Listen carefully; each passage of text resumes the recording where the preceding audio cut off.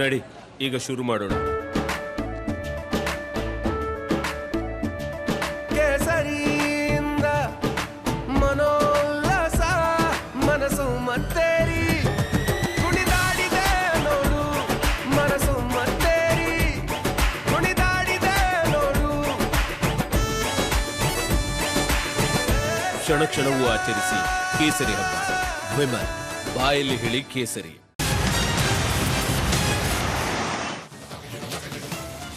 ನಿನ್ನೆ ಸುರಿದಂತಹ ರಣ ಮಳೆಗೆ ರಾಜಧಾನಿ ಬೆಂಗಳೂರು ತತ್ತರಿಸಿ ಹೋಗಿದೆ. ಒಂದು ಮಳೆ ಆದ್ರೆ ಸಾಕು, ಬೆಂಗಳೂರಿನಲ್ಲಿ ಅವಾಂತರಗಳನ್ನ ತೆಗೆದುಕೊಂಡೇ ಬರುತ್ತೆ ಮಳೆ. ಇನ್ನು ಪಾಲಿಕೆಯವರಂತೂ ನಿದ್ರಾವಸ್ಥೆಯಲ್ಲಿದ್ದಾರೆ.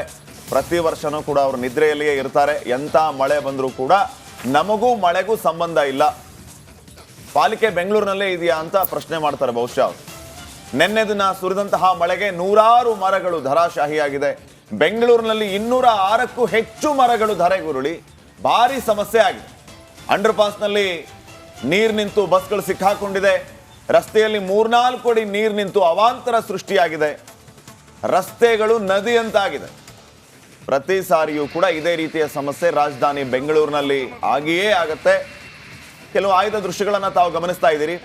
ಇದು ಕೇವಲ 1 ಅಥವಾ 2 ಏರಿಯಾಗಳ ಪರಿಸ್ಥಿತಿ ಅಲ್ಲ. ಬಹುತೇಕ ಬೆಂಗಳೂರಿನಲ್ಲಿ ನಿನ್ನೆಯ ಮಳೆಯಿಂದ ಇದೇ ರೀತಿಯ ಪರಿಸ್ಥಿತಿ. ಅಂಡರ್ ಪಾಸ್ಗಳು ನೀರಿನಿಂದ ತುಂಬಿ ಹೋಗಿದ್ವು, ರಸ್ತೆಗಳು ನದಿಯಂತಾಗಿದ್ದು, ಅಲ್ಲಲ್ಲಿ ಮರಗಳು ಬಿದ್ದು ರೋಡ್ ಬ್ಲಾಕ್ ಆಗಿದ್ದು, ವಾಹನ ಸವಾರರು ಪರದಾಡುವಂತಹ ಪರಿಸ್ಥಿತಿ.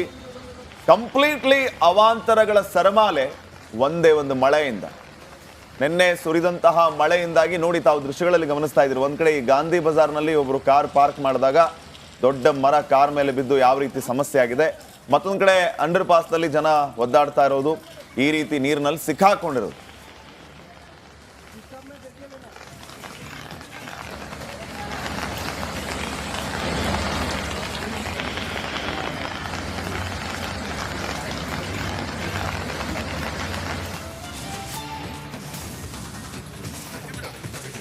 ಬೆಂಗಳೂರಿನಲ್ಲಿ ಮಳೆ ಬಿದ್ದರೂ ಕಷ್ಟ, ಮಳೆ ಬೀಳ್ದಿದ್ರೂ ಕಷ್ಟ. ಅಂದರೆ ಸೋಷಿಯಲ್ ಮೀಡಿಯಾದಲ್ಲಂತೂ ಎಷ್ಟು ಚರ್ಚೆ ಆಗುತ್ತೆ ಬೆಂಗಳೂರಿನ ಮಳೆ ಅವಾಂತರದ ಬಗ್ಗೆ. ಅಂದರೆ ಕಳೆದ ಬಾರಿ ಮಳೆ ಬಿದ್ದಾಗ IT ಕಂಪನಿಯವರು ಬೋಟ್ನಲ್ಲಿ ಆಫೀಸ್ಗೆ ಹೋಗಿದ್ರು.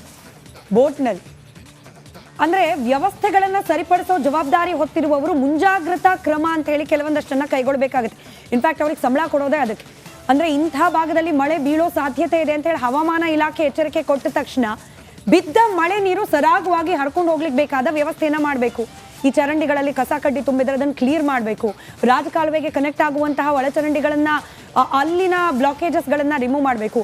ಬಿದ್ದೋಗೋ ಸಾಧ್ಯತೆ ಇದೆ ಅಂತ ಹೇಳಿ ಮಾರ್ಕ್ ಮಾಡಿದಂತಹ ಮರಗಳು, ಅದನ್ನ ಅಟ್ಲೀಸ್ಟ್ ಆ ಟೊಂಗೆ ಅಂಬೆಗಳನ್ನ ಕಟ್ ಮಾಡೋ ಪದ್ಧತಿನೋ ಏನೋ ಒಂದು ಮಾಡಬೇಕು. ಅದಕ್ಕೆ ಅಂತಾನೆ ಅಲ್ವಾ ಸಂಬಳ ಕೊಟ್ಬಿಟ್ಟಿರೋದು. ಹೀಗೆ ಮಾಡದೇ ಇದ್ದಾಗ ಹೀಗಾಗತ್ತೆ ಅವಾಂತರ. ಒಟ್ಟಾರೆ ನಿನ್ನೆ ಒಂದು ರಾತ್ರಿಯ ಮಳೆಯಿಂದಾಗಿ ಬೆಂಗಳೂರಿನಲ್ಲಿ ಎಷ್ಟೆಲ್ಲ ಅವಾಂತರಗಳಾಗಿದೆ, ಒಂದು ಸಮಗ್ರ ವರದಿ ಇದೆ, ಗಮನಿಸಿ.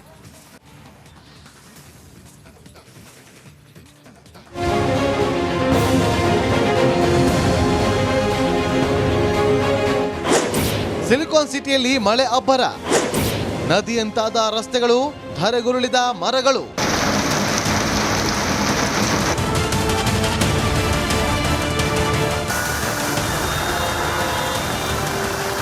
ಎಲ್ಲೆಲ್ಲೂ ನೀರೋ ನೀರು, ರಸ್ತೆಗಳು ಜಲಾವೃತ, ವಾಹನ ಸವಾರರು ಪರದಾಟ, ಧರೆಗುರುಳಿದ ಮರಗಳು, ಮನೆಗೆ ನುಗ್ಗಿದ ನೀರು. ಸಿಲಿಕಾನ್ ಸಿಟಿ ಬೆಂಗಳೂರಲ್ಲಿ ಕಳೆದ 2 ದಿನಗಳಿಂದ ಮಳೆ ಆರ್ಭಟಿಸ್ತಾ ಇದೆ. ದೃಶ್ಯ 1, ಬಸವೇಶ್ವರ ನಗರ, ಮರ ಬಿದ್ದು ಕಾರು ಜಖಂ. ಭಾರೀ ಮಳೆಗೆ ಬಸವೇಶ್ವರ ನಗರದಲ್ಲಿ ಮರ ಬಿದ್ದು ಕಾರು ಜಖಂಗೊಂಡಿದೆ. ದೃಶ್ಯ 2, ರಾಜಾಜಿನಗರ, ರಸ್ತೆಗಳು ಜಲಾವೃತ, ಸವಾರರು ಹೈರಾಣ.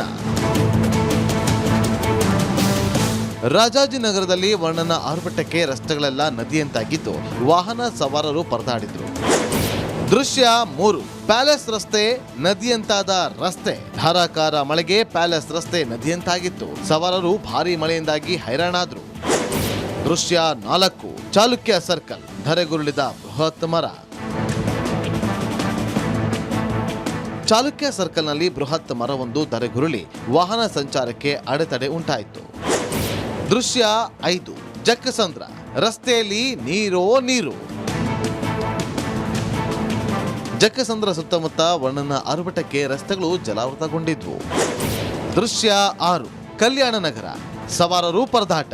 ಸುರಿದ ಭಾರೀ ಮಳೆಗೆ ಕಲ್ಯಾಣ ನಗರದಲ್ಲಿ ರಸ್ತೆಗಳೆಲ್ಲ ಕೆರೆಯಂತಾಗಿದ್ವು. ಮೊಣಕಾಲುದ್ದ ನೀರು ನಿಂತಿದ್ದು ವಾಹನ ಸವಾರರು ಪರದಾಡಿದ್ರು.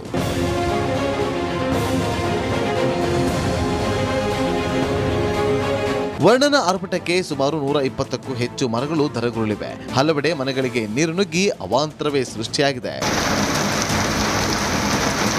Veeresh, metro bureau, republic Kannada.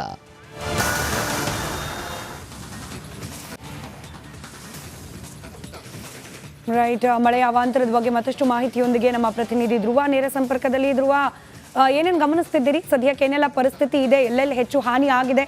ಹಾನಿ ಆಗಿರೋ ಪ್ರದೇಶದಲ್ಲಿ ಅದನ್ನ ಸರಿಪಡಿಸೋ ಪ್ರಯತ್ನ ಬಿಬಿಎಂಪಿ ಕಡೆಯಿಂದ ಆಗ್ತಿದ್ಯಾ?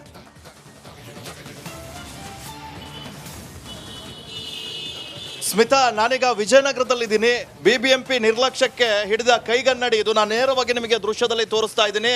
ಇದು ವಿಜಯನಗರದ ಪೈಪ್ಲೈನ್ ರಸ್ತೆ ಏನಿದೆ, ಜೆ 9th ಬ್ಲಾಕ್ ಅಲ್ಲಿ ಬರುವಂತಹ ಈ ಒಂದು ಪೈಪ್ಲೈನ್ ರಸ್ತೆಯ ಪರಿಸ್ಥಿತಿ. ಮನೆ ಒಳಗಡೆ ಸದ್ಯ ನಿವಾಸಿಗಳು ಲಾಕ್ ಆಗಿದ್ದಾರೆ. ನಿನ್ನೆ ಸಂಜೆ 6 ಗಂಟೆಗೆ ಈ ಮರ ಬಿದ್ದರೂ ಕೂಡ ಇದನ್ನ ತೆರವು ಮಾಡಲಿಕ್ಕೆ ಬಿಬಿಎಂಪಿ ಅಧಿಕಾರಿಗಳು ಸ್ಥಳಕ್ಕೆ ಇನ್ನೂ ಬಂದಿಲ್ಲ.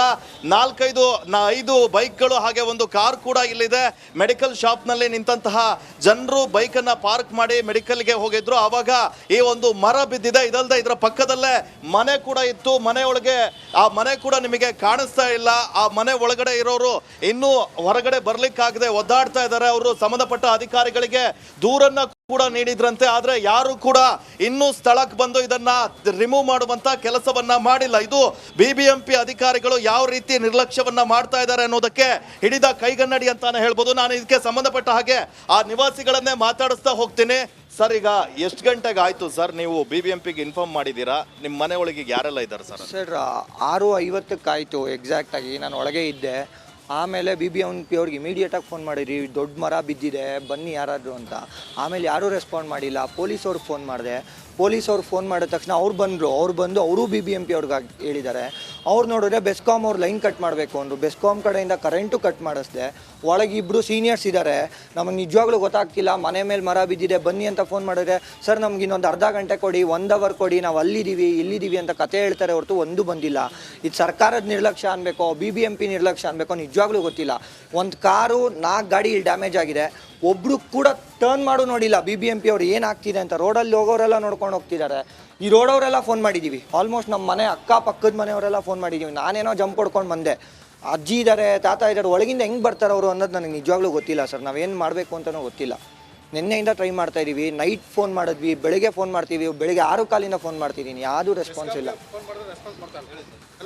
ರೆಸ್ಪಾನ್ಸೇ ಮಾಡ್ತಾ ಇಲ್ಲ. ನಿನ್ನೆಯಿಂದ ಮಾಡ್ತಾ ಇದ್ದೀವಿ, ರಾತ್ರಿಯಿಂದ ಮಾಡ್ತಾ ಇಲ್ಲ. ಇವಾಗ ಕಟ್ ಮಾಡಿದ್ದಾರೆ ನೋಡಿ. ಅಲ್ಲೊಂದು ಮರ ಬಿದ್ದಿದೆ ಮೇಲೆ ಒಂದು. ಏನು ಬರ್ತಾನೆ ಇಲ್ಲ ಯಾರೂ. ಮನೆಯಿಂದ ಹೊರಗೆ ಬರಕ್ಕೆ ಏನಾದರೂ ಪಕ್ಕದ ಮನೆ ಕಾಂಪೌಂಡ್ ಇದೆ. ಕಾಂಪೌಂಡ್ ಅವ್ರ ಪಾಪ ಓಪನ್ ಮಾಡಿರೋದ್ರಿಂದ ಆ ಕಡೆಯಿಂದ ಜಂಪ್ ಮಾಡ್ಕೊಂಡು ಬರ್ತಾ ಇದ್ದೀವಿ. ಒಬ್ಬರೇ ಬಂದಿರೋದು, ನಾನು ನನ್ನ ಮಗ ಇಬ್ಬರೇ ಈಚೆ ಬಂದಿರೋದು. ಮಿಕ್ದವ್ರು ನಮ್ಮ ತಾಯಿ, ನನ್ನ ಮಿಸಸ್ಸು, ಮಗಳು ಎಲ್ಲ ಒಳಗಡೆ ಸಿಕ್ಕಾಕೊಂಡಿದ್ದಾರೆ. ಸೊ ದಿನನಿತ್ಯದ ಸಾಮಾನುಗಳು ತಗೊಳ್ಳೋಕ್ಕೂ ಆಗ್ತಾಯಿಲ್ಲ. ರಾತ್ರಿ 11 ಗಂಟೆಯಿಂದ ಕಂಟಿನ್ಯೂಸ್ ಆ ಮಗ ನಿದ್ದೆ ಮಾಡದೆ ಫೋನ್ ಮಾಡ್ತಾ ಇದ್ದಾನೆ, ಬನ್ನಿ ಅಂತ. ಬಂದವರೆಲ್ಲ ಬಂದು ಬಿಬಿಎಂಪಿ ಅವ್ರು ಬರಲಿ ಅಂತ, ಬೆಸ್ಕಾಮ್ ಬರಲಿ ಅಂತ ಬಿಬಿಎಂಪಿ ಅವ್ರ ಮೇಲೆ ಇವ್ರ ಮೇಲೆ ಗುಬ್ಬೆ ಹಾಕ್ಕೊಂಡು ಇನ್ನೂ 10 ಗಂಟೆ ಆಗ್ತಾಯಿದೆ ಆಲ್ರೆಡಿ. ಇನ್ನೂ ನಮಗಿನ್ನೂ ತಿಂಡಿ ಇದೆಯಾ ಇಲ್ಲೋ, ಮನೆ ತಿಂತಾ ಇದ್ದಾರೋ ಇಲ್ಲೋ ಗೊತ್ತಿಲ್ಲ ನನಗೆ. ಏನು ಕೇಳೋಕೆ ಒಳಗೋಕೆ ಅವ್ರ ಹತ್ರ ಮೊಬೈಲ್ ಇದ್ದಾವೆ. ವಯಸ್ಸಾದ ಅಜ್ಜಿ ಇದ್ದಾರೆ, ಮೊಬೈಲ್ ಯೂಸ್ ಮಾಡ್ತಾಯಿಲ್ಲ ಅವರು. ಏನು ಹೇಳಿದ್ರು ರೆಸ್ಪಾನ್ಸ್ ಇಲ್ಲ. ಅಂಥ ನಿರ್ಲಕ್ಷ್ಯವಾದ ಸರ್ಕಾರ ಏನಕ್ಕೆ ಬೇಕು ನಮಗೆ?